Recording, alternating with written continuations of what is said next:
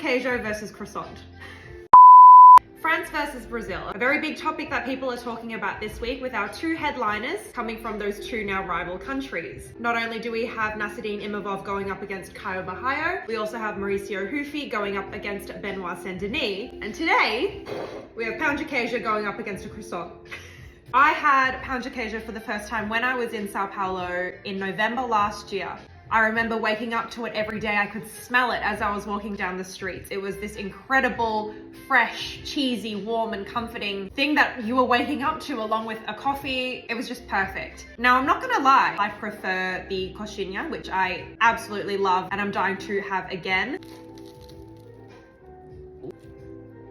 So people that don't know, pain de queijo is cheese bread. It's not cheese-filled bread, it's literally in the dough itself.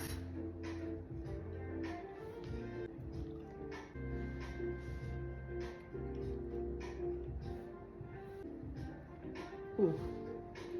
Now I've gotten these from ordinary stores, that way I could compare them equally. Pain de queijo is actually quite difficult to find in Australia, or near where I am anyway. I've actually only found like 2 proper Brazilian restaurants where I am. So these I found actually in the frozen section of my local supermarket. But I didn't think that it would be fair if I went to some sort of artisanal bakery for a croissant and then I just got a frozen pain de queijo. So these are just your standard ones that I found at my mall as well. But these are pretty good and quite comparable to the ones that I remember eating in Brazil. Croissant. Plain one, I thought about getting a cheese one or filling it with cheese myself. I was like, no, you gotta keep it standard. This croissant, I can already see, is not the best. And if there are French people following me, they're gonna be like, that's not a real croissant. Well, it's probably not a real pain de queijo either.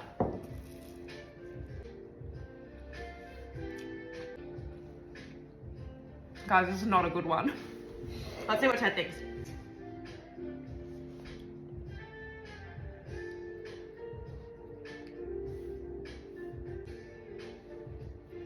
This is not a good croissant. I'll tell you what, based off of this comparison, I'm gonna go with the cheese bread. This itself is much better than this, but I think overall, if I had to pick one, I have to go with the croissant. But in this scenario, perhaps this weekend, does this mean that I'm going Brazil?